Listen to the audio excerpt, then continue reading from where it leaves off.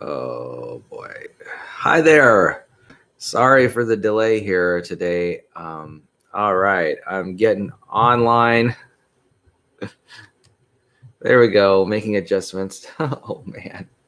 So today is the 10th of January, 2018. And I just want to say, sorry for all the distractions. I am here. I am here, present in the moment. Okay.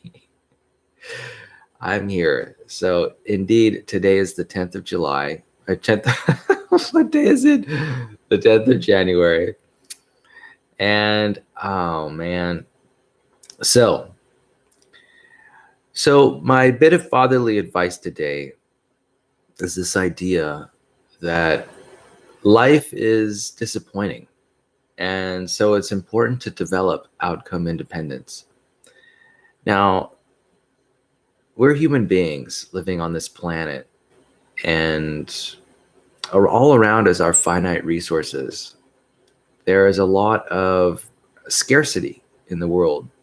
There's scarcity of money and time, scarcity of attention from other people, social relations. There's scarcity there, scarcity when it comes to romantic relations, scarcity in work, scarcity in play and enjoyment.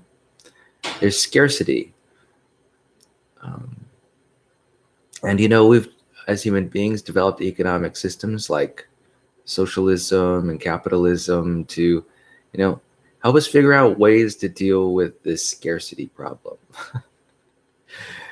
We have finite lifespans. We don't live forever.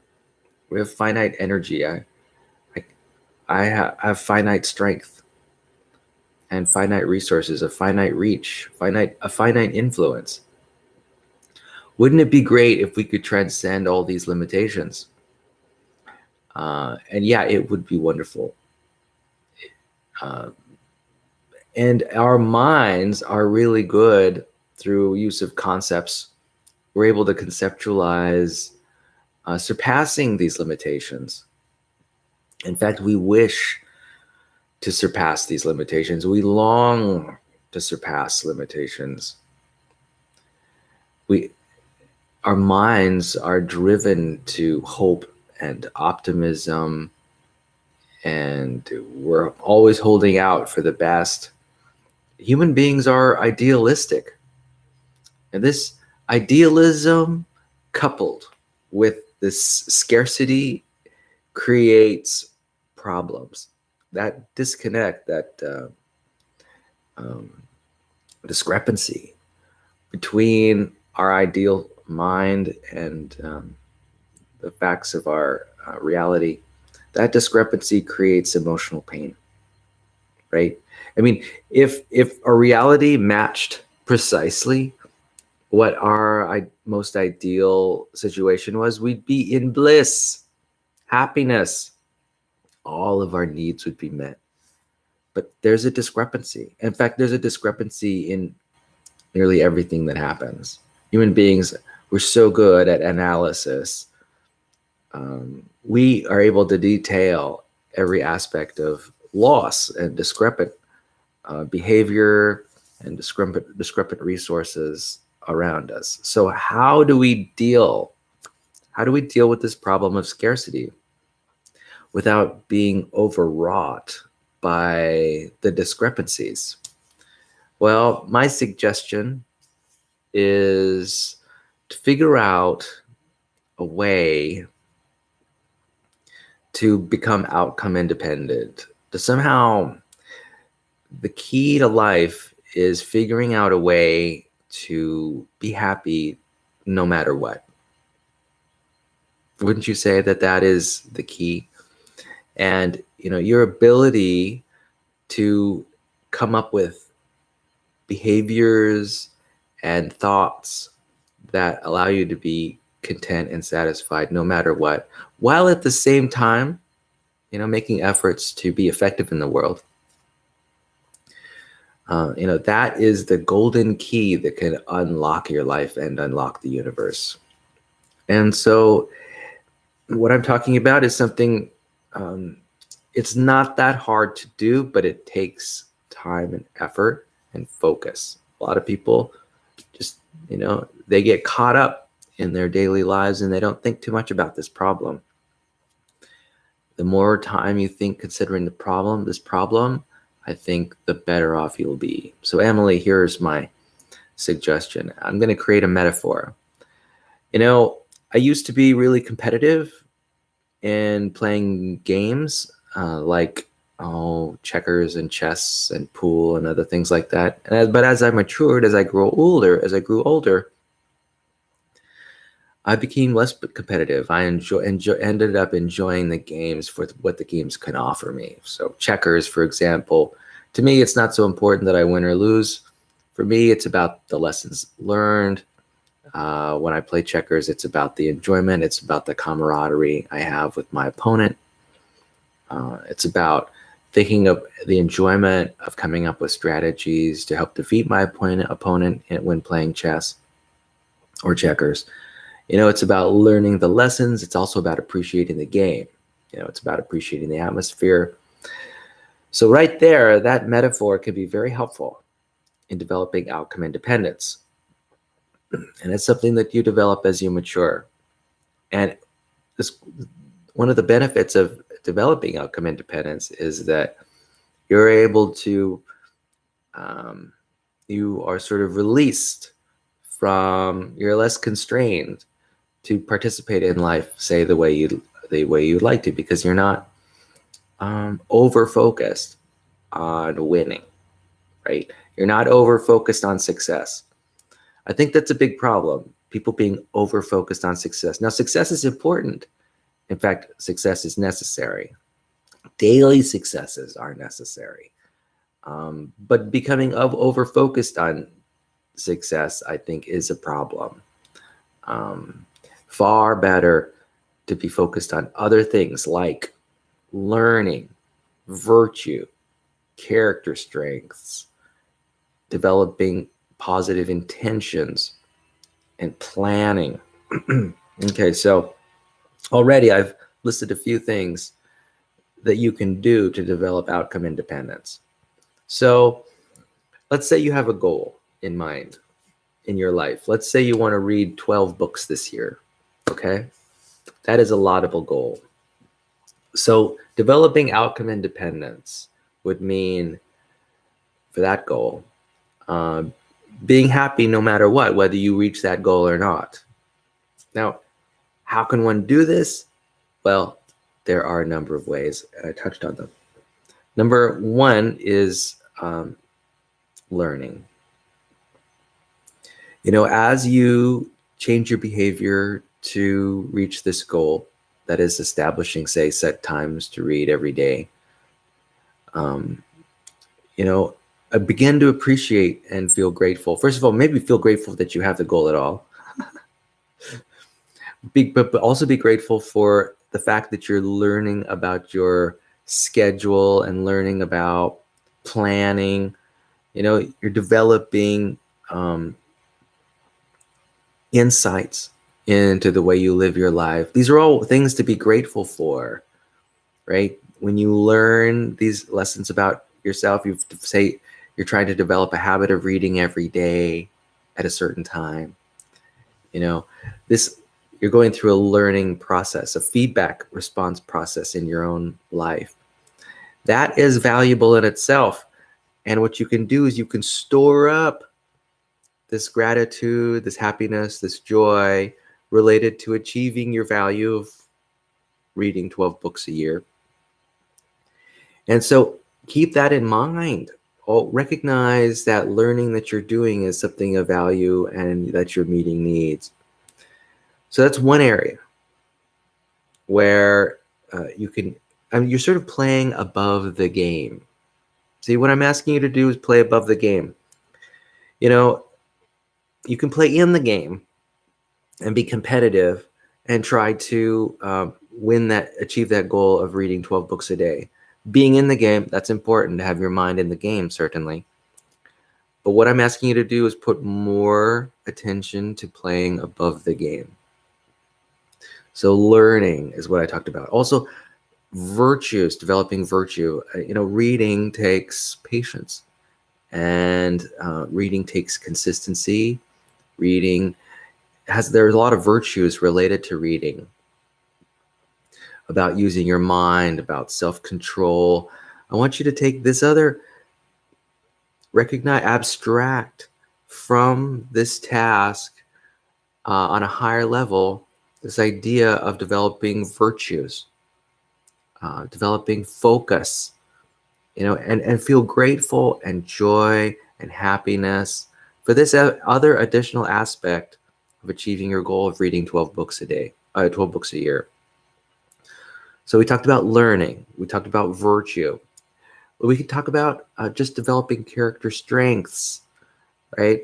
Maybe, as you are on this journey to read 12 books a year, you're noticing that you're developing character strengths as you go along.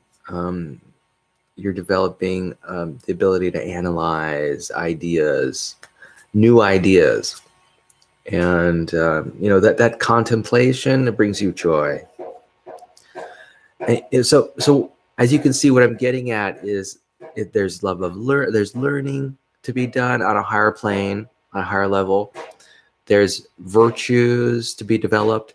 There's values to be identified. There's character strengths to be appreciated. There's a lot of things. There's the intentions that you're, the intentions, just to have the intention is virtuous and can bring joy and happiness to your life. Do you notice how I'm stacking all of the benefits? There's more benefits to achieving a goal than just achieving the goal, right? And what if you don't achieve the goal? Let's say you read 9 books instead of 12. So, if you don't achieve your goal, even after a year's effort, I can imagine some people would feel sad that, the year comes by, it's December 31st, the whole year has passed, your New Year's resolution wasn't fulfilled, and I can imagine a deep feeling of sadness and loss that you didn't achieve your goal of reading 12 books a year. And it's possible for a person to dwell on not having achieved that goal, maybe feeling resentment, blaming people, like, if only, I don't know, if only my child didn't take so much time, or if only my boss at work didn't ride me so hard, so I wasn't able to accomplish all the reading, or whatever it was. I can imagine blaming, victim thinking. I can imagine a lot of negative thinking. I can also imagine a lot of self-blame, like, if only I had more self-control. Why don't I have the self-control that I need? I could imagine a person thinking that they've,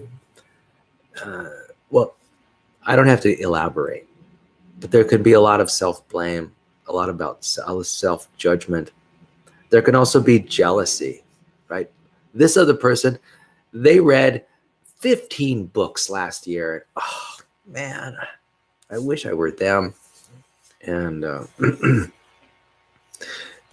anyway, as you can see, there can be a lot of negativity that might spring forth from not achieving your goals. But you're protected when you're able to play above the game and appreciate and derive benefits while you're playing the game. You can achieve happiness independent of outcome. And this is true in every aspect of your life. You can think of your own life as a game, right? So, no matter what your goals are, let's say you've got 10 goals, 10 deep, deep desires, 10 deep longings. Well, certainly play in the game, but also play above the game. Play in a way where you are achieving continuously achieving every day, whether or not you make any progress towards your goal.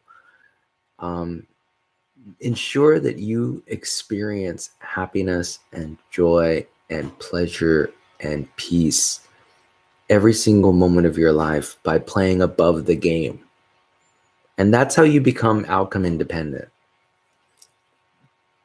So personally, I mean, here's a good example for you, Emily.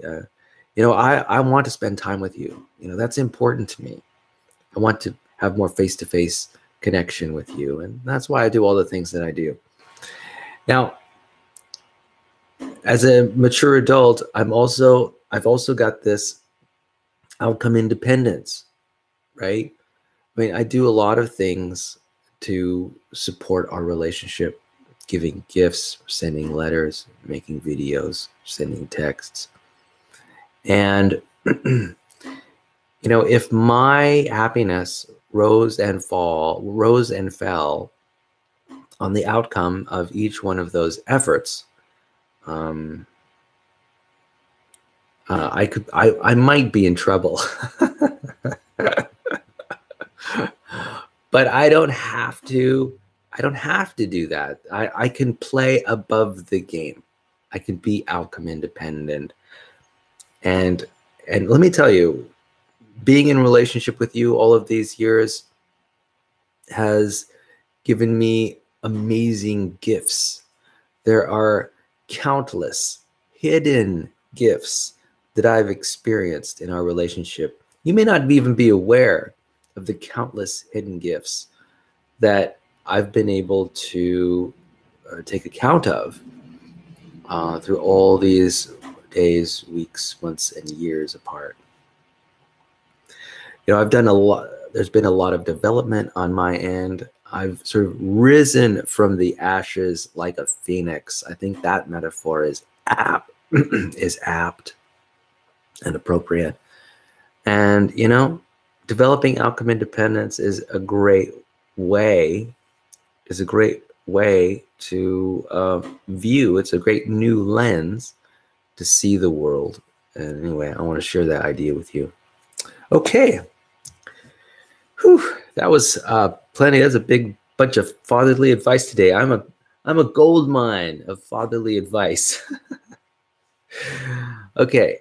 Now, one of my interests is something I'd like to share with you, of course, is geology. And this is a part of my textbook that I haven't read yet. I wanted to read an excerpt out of this textbook about the Ice Age. And why? Because why not? That's amazing. And plus, I love to read. On that point, let me make a short note.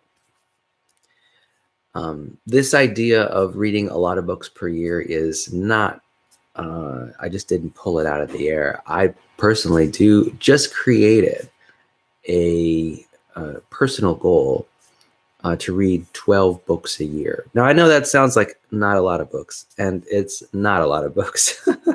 But here's the thing. What's important to me is developing that intention, taking baby steps toward that goal. And I would just like to see maybe how quickly I achieve that goal.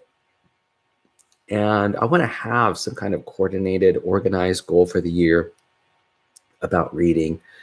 And I would like to achieve that goal. And I also want to sort of talk about, once I've achieved that goal, I want to talk to others about having achieved that goal.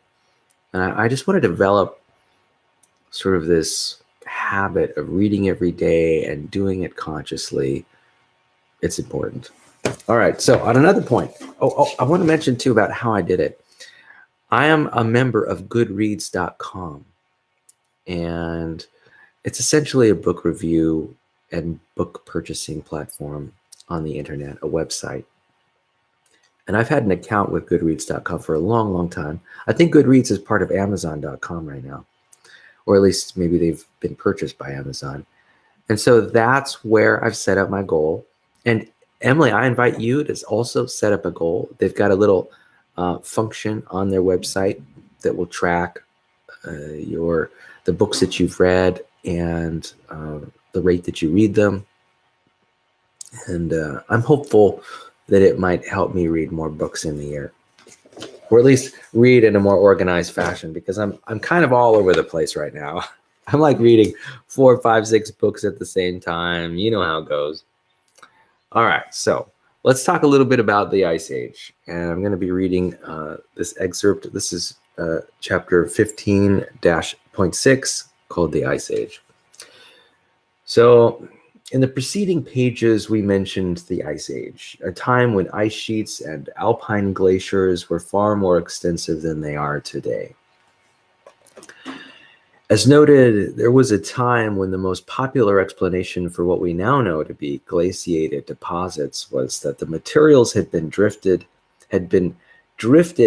in by means of icebergs, or perhaps simply swept across the landscape by a catastrophic flood. What convinced geologists that an extensive ice age was responsible for these deposits, or what convinced geologists that an extensive ice age was responsible for these deposits and many other glacial features? You know, I just thought of an improvement that I could make. I've got some reading glasses over here. Aha! Oh, here they are. Thank you for. I figured I just got these glasses now. I've had reading glasses in the past, but here's the thing. I tend to lose them, misplace them. I don't know why. So I got some right here. So let me use this. It might make my reading a little more accurate. In fact, I'm assuring myself that it'll make my reading more accurate. Okay. All right, here we go. So much better. So the development of the glacial theory. In 1821, a Swiss engineer, Ignaz Vettnes, presented a paper suggesting that glacial landscape features occurred at considerable distances from existing glaciers in the Alps.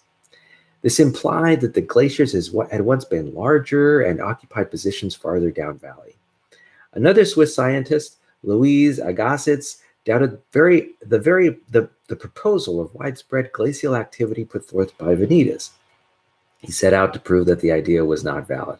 Anyway, I'm beginning to lose interest in this, in the flow of this writing. Let's move to some other. Causes of the Ice Age. This sounds like a little more illuminating. So a great deal is known about glaciers and glaciation. Much has been learned about glacier formation and movement, the extent of glaciers, past and present, and the features created by glaciers, both erosional and depositional. However, the causes of ice ages are not completely understood. Although widespread glaciation has been rare in Earth's history, the ice age that encompassed most of the Quaternary period is not the only glacial period for which records exist. Earlier glaciations are indicated by deposits called tillite, a sedimentary rock formed when glacial till becomes lithified. Such deposits found in strata of several different ages usually contain striated rock fragments, and some overlie grooved and polished bedrock surfaces or are associated with sandstone and conglomerates that show features of outwashed deposits. For example, in the discussion of evidence in support of the continental drift hypothesis in Chapter 2, mention was made of a glacial period that occurred in late Paleozoic time. 2 Precambrian glacial episodes have been identified in the geologic record. The first approximately 2 billion years ago, and the second about 600 million years ago. Whoa, that's a long time. Any theory that attempts to explain the causes of ice ages must successfully answer 2 basic questions. What causes the onset of glacial conditions from continental ice sheets to have formed? Average temperature must have been somewhat lower than at present, and perhaps substantially lower than throughout much of geologic time. Thus, a successful theory would have to account for the cooling that finally leads to glacial conditions. Wow. All right. What caused the alternation of glacial and interglacial stages that have been documented for the Quaternary period? Whereas the first question deals with long-term trends in temperature on a scale of millions of years, this question relates to much shorter-term changes. Throughout the literature of science, Although the literature of science contains many hypotheses related to the possible causes of glacial periods, we will discuss only a few major ideas to summarize current thought. Okay, so I'm just going to go through these really quick. Plate tectonics, variations in Earth's orbit, and other factors. Okay, so it's probably, I'm guessing, they're thinking right here, it's probably a combination of plate tectonics and variations in Earth's orbit. So plate tectonics, here's the ideas surrounding that point. Probably the most attractive proposal for explaining the fact that extensive glaciations have occurred only a few times in the geologic past comes from the theory of plate tectonics. Because glaciers can form only on land, we know that land masses must exist somewhere in the higher altitudes before an ice age can commence. Many scientists suggest that ice ages have occurred only when Earth's shifting crustal plates have carried the continents from tropical latitudes to more poleward positions. Glacial features present in present-day Africa, Australia, South America, and India indicate that these regions, which are now tropical or subtropical, experienced an ice age near the end of the Paleozoic era, about 250 million years ago. However, there is no evidence that ice sheets existed during the same period in what are today the higher latitudes of North America and Eurasia. For many years, this puzzled scientists. Was the climate in these relatively tropical latitudes once like it is today in Greenland and Antarctica? Until the plate tectonics theory was formulated, there had been no reasonable explanation. Today, scientists understand that areas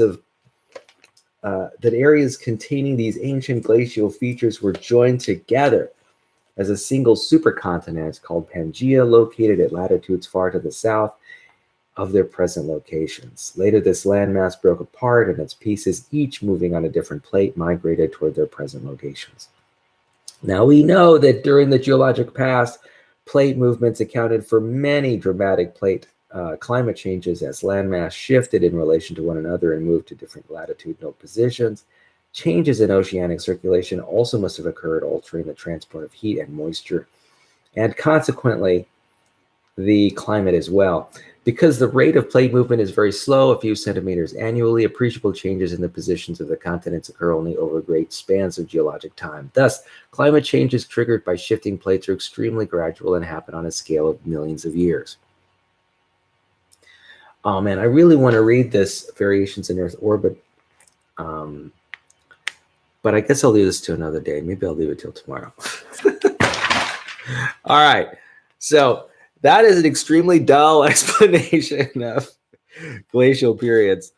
I like the idea of oceanic currents and transmitting heat differently throughout the oceans being the cause of these glacial periods. But I think for me, I'm a little more romantically inclined to believe it's variations in Earth's orbit.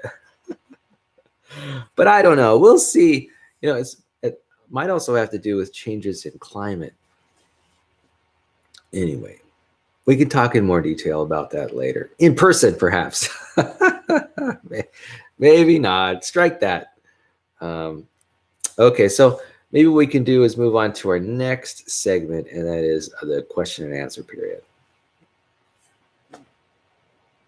One thing I like about this textbook is the writing. The writer who put together this geology textbook, or the team of writers, I think did a really good job. I really just like reading the writing. Okay, so question number 179. What's your idea of a good time? Okay, what's my idea of a good time? So for me, a good time often involves people. And I don't necessarily have to talk to each one or have a deep conversation with them. But I do like to have people around. I don't know. It's something about me. I'm not sure why. Now, I can have a good time without people around. In fact, a lot of the time, I'm having good times without people around. But I like to have people around. To me, people provide insight into my life and their lives. It's often a learning experience. And so, that's a component of me having a good time. People, some way. I'm learning from people, maybe how they move, how they walk, how they have a conversation. Maybe they're talking to me about ideas that are important to them. Um, you know, and what that is, that actually gives you some insight into another aspect of what makes something enjoyable to me, and that is not just people, but learning. In fact, it's people really who help me learn about the world and learn about myself, and and and that's a big part of um, what helps me to enjoy myself. Um, Quite often, there's learning involved. In fact, I've been thinking about perhaps going to a few museums in the future. I'm thinking about going to the Los Angeles Science Museum, and also the Los Angeles Natural History Museum. There are a lot of amazing cultural museums in Los Angeles, and I'm hoping to use the subway system to get ready access to those museums. And so I'm excited about visiting them. And I might even visit one this weekend, perhaps. I'm not sure what I'm going to do this weekend. But yeah, I'm really looking forward to visiting more museums. And why? Because I get to learn about the world and my place in the world, right? It's all about learning new things. And that is encompasses one of my ideas, one of my other ways in which I have a good time. So people, they help expand my awareness and understanding of the world and my place in it. And so does learning. Learning does the same thing, and they're basically the same thing. So learning, people learning. What else? What else? What else is my involves my idea of a good time? Hmm. Well, there's often some kind of pleasure involved, and so and this pleasure can come in multiple ways. It can come from beauty that I see. Sometimes when I go dancing, it's just very beautiful. All the people are dressed nice and they're moving in ways that are very flowing and enjoyable to watch. Maybe I'll go to an art show and I see beauty before me and works of art that are just stunningly beautiful and gorgeous. Uh, Also I might go see a movie and might see beauty that the director and the cinematographer, beauty in terms of music, the orchestrations, the soundtrack. Beauty is a way that I sort of enjoy a situation and receive pleasure. So any kind of situation that involves those things, people, learning, pleasure, that's my idea of a good time. And um, the funny thing is that pretty much that can cover almost any activity that I perform or any activity that I'm a part of. Even everyday stuff, because there's always something to learn. There's always something that can be strikingly beautiful about my surroundings. I mean, one of the things that I'm most grateful for is just how beautiful the planet Earth is. Earth is gorgeous. All the plants and animals and even the contributions that humans make through architecture and planning and invention. We each are driving these miracle machines, which we call cars, which I don't think we give enough um, uh, focus and benefit to. Um, anyway, I think so. What's my idea of a good time? It could pretty much be anything.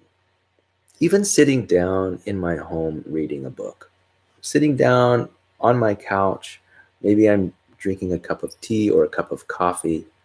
Maybe I'm reading an author who I really enjoy reading. Maybe their reading style inspires me. And also the way that I feel. I might feel relaxed, content, at peace. I might also feel a sense of curiosity. and wonder about the writing. Perhaps the writer is writing on a subject that I find fascinating. So even quiet times, can be periods of time where I'm enjoying myself. And anyway, um, so what's my idea of a good time? Well, lately, here's what I've really been enjoying. I've been enjoying going to amusement parks and going on roller coaster rides. You know, as an engineer, I love to marvel at the engineering prowess of some of these roller coaster designers and engineers.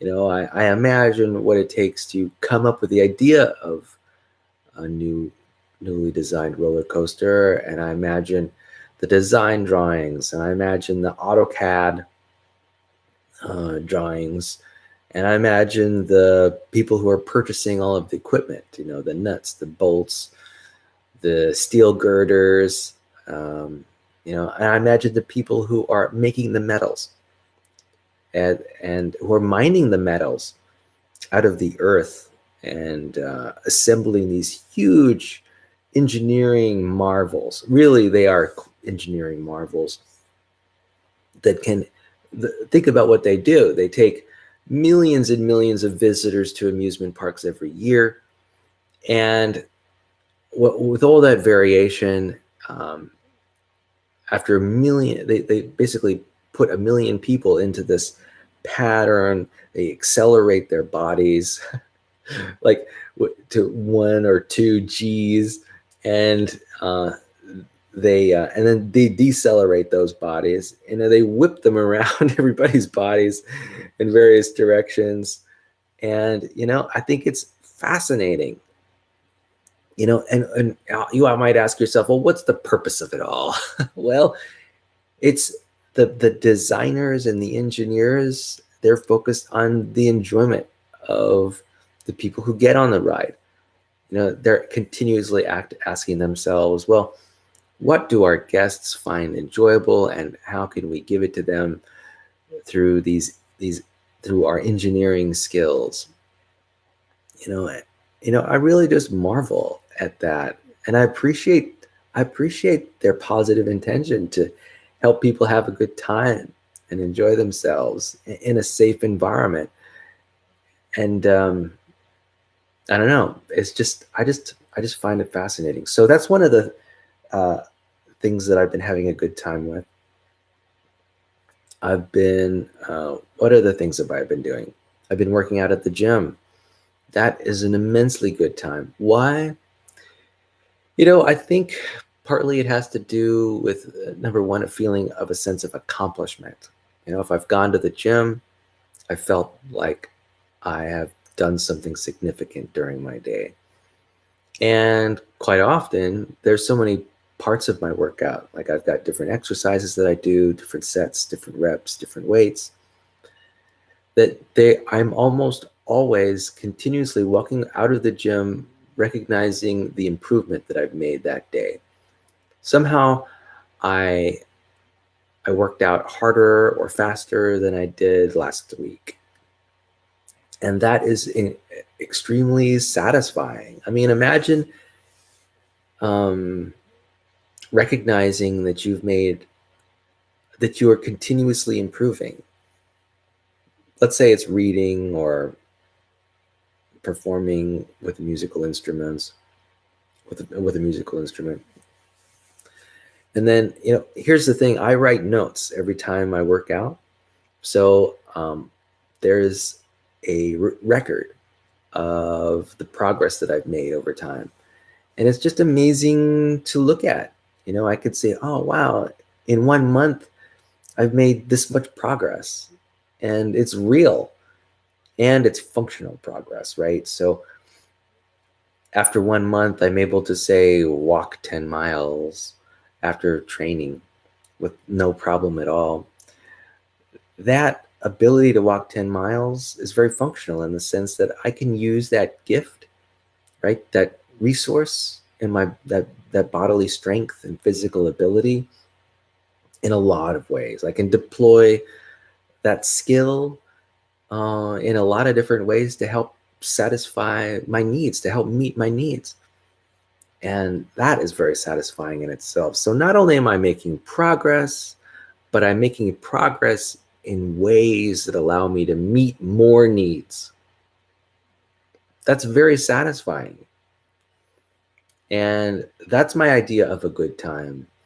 I mean, the continual recognition of making improvement and making some kind of progress in ways that are impactful in my life. That's right. Now I don't think twice about my ability to do stand-up paddleboard, or maybe to take surf lessons, right? Whereas if I were in poorer shape, if I had less physical confidence, then that would be a challenge. At any moment, I might decide to run a 5K race, a running race, for enjoyment and for pleasure. And I can be confident in my decision to do that, because for me, that physical capability exists in my body. It's a potential. And if I ever have, say, a need for, say, the camaraderie of running a 5K race with other like-minded folks, I can do that and meet that need in the moment. And so I just become more satisfied with my life. And so for me, that's an idea of a good time, working out at the gym regularly. So roller coasters, working out at the gym regularly. What else is my idea of a good time? Being with people. For me, there's something that's energizing about being around a group of people, being around a group of people. I don't, believe it or not, I don't have to relate to them in any way, but I can. Small groups of people, just one-on-one conversations with others, extremely stimulating to me. That's an idea of a good time. For me, I like to consider myself as a mild-mannered conversationalist. That is something I focus on and intend to do on a regular basis. And I've developed skills in that area: communication skills, emotional management and emotional intelligence skills, social intelligence skills, developing a circle of friends. And that is very satisfying to me. Just that focus on, developing social ability, that gives me enjoyment. I get a lot of what I'd say, just personal benefit from it. Lots of learning, lots of enjoyment, lots of stimulation. It stimulates my mind. It's very effortful. And, I do have a sense of making progress every day. So, those are my ideas of a good time mostly. Yeah.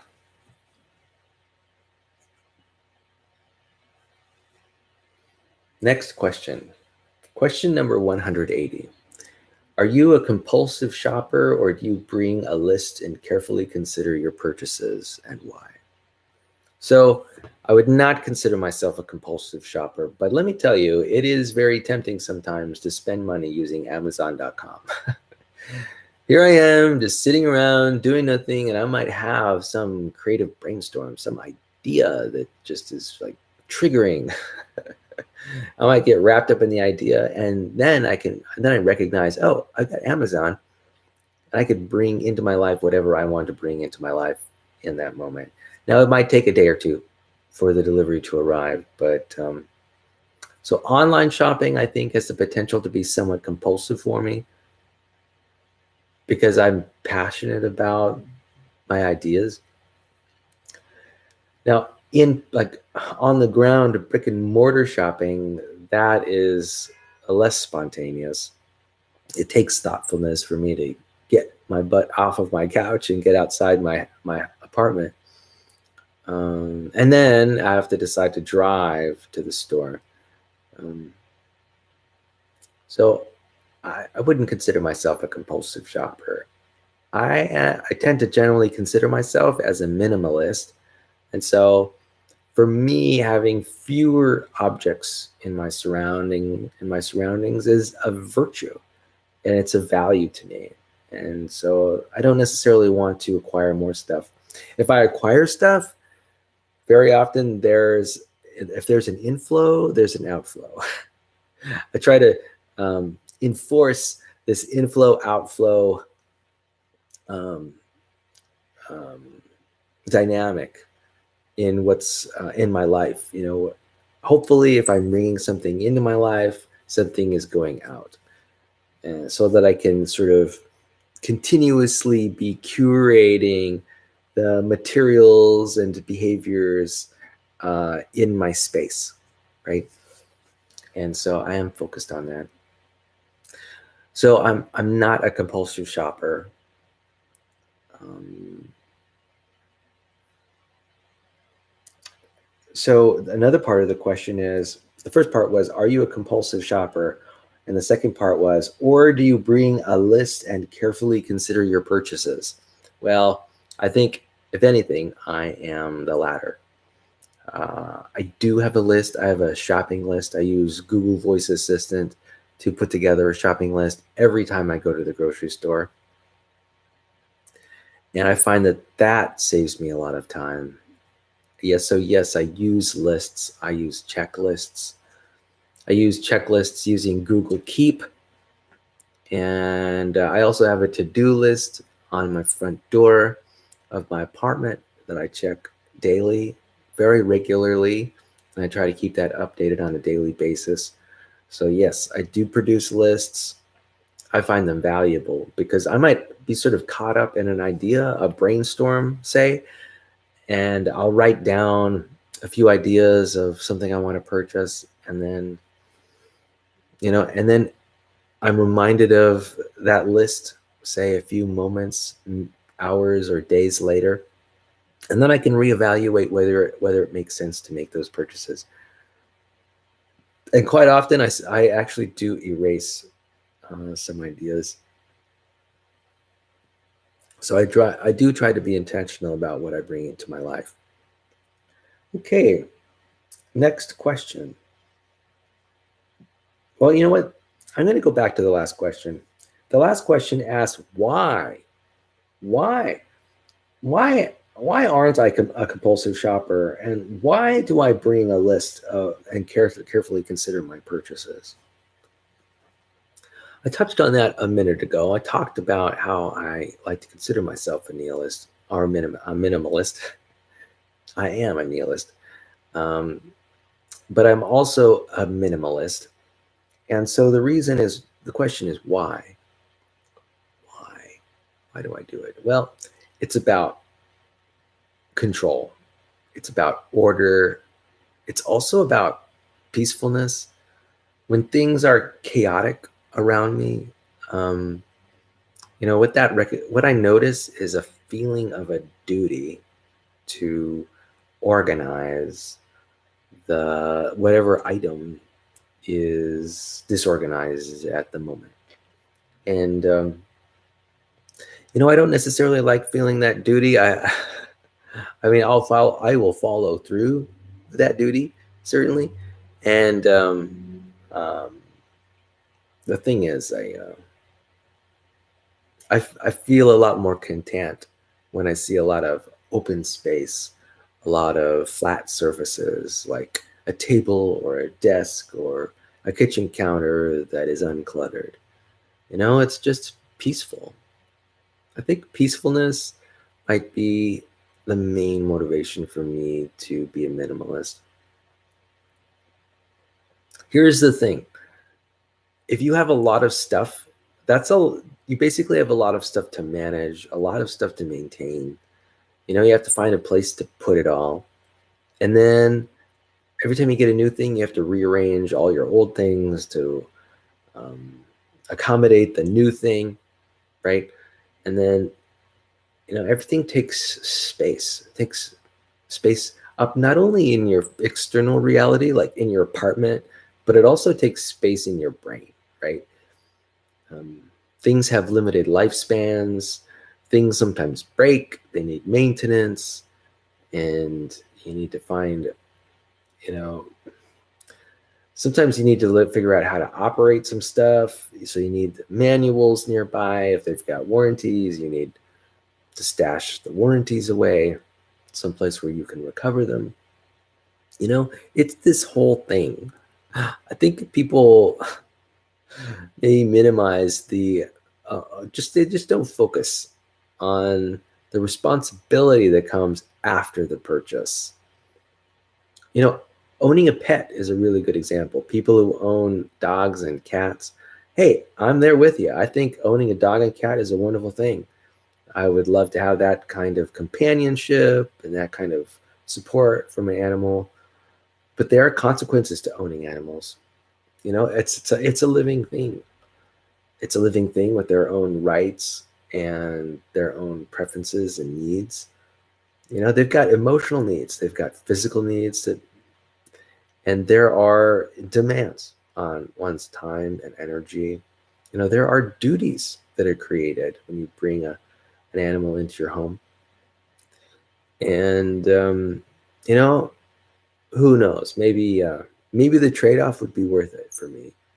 But then again, maybe not. I've actually owned pets as an adult, and I've found the benefit to me to be somewhat limited. I would definitely love to say rent a dog for a day or something like that, or even for a couple hours, or rent a pet. These rent a pet ideas, that sounds fine to me. I would be happy to do that. I would definitely like to have a little daily companion or something like that on certain days, but not every day, not every moment, not every waking moment of my life. It also makes me wonder about plants.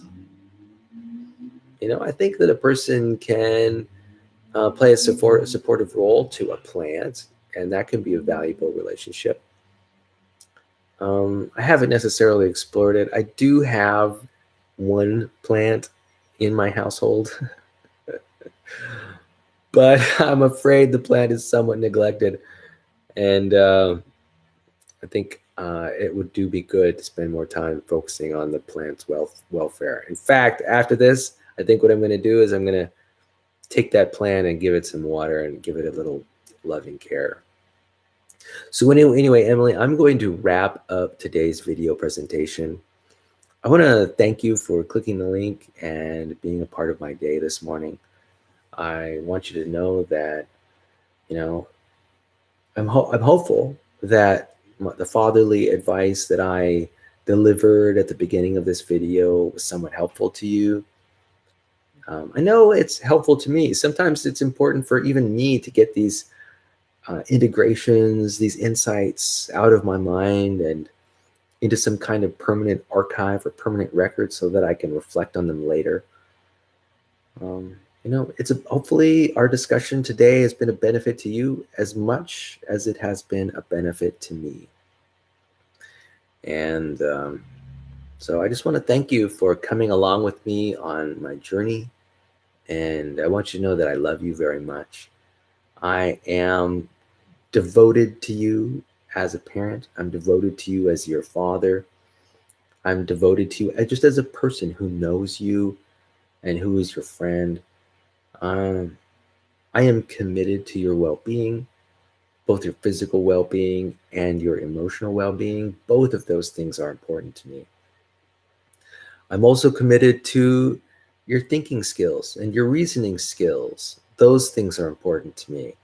It's important to me that you develop an analytical ability so that you can thrive and survive in your world, in your environment, with all of its unique aspects. My world's different than your world. I'm a Gen Xer, and prior to Gen X are the millennials, and then prior to the millennials are Gen Z. I recognize you as part of Gen Z, and what that means is, I recognize you live in a different context than I do, and you'll have to develop your own skills and abilities to survive and thrive in your economic and social system. And I want to be there to help assist you in ways that I can.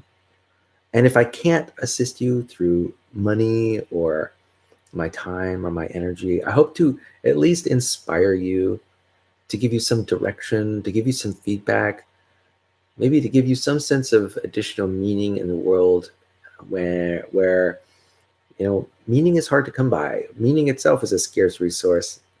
And I'm happy to give you some insight into your ancestry, some insight into your genetics, and some insight into what is possible for you as a young lady and as a young woman as you grow into adulthood and mature into being the amazing woman that I know that you can be.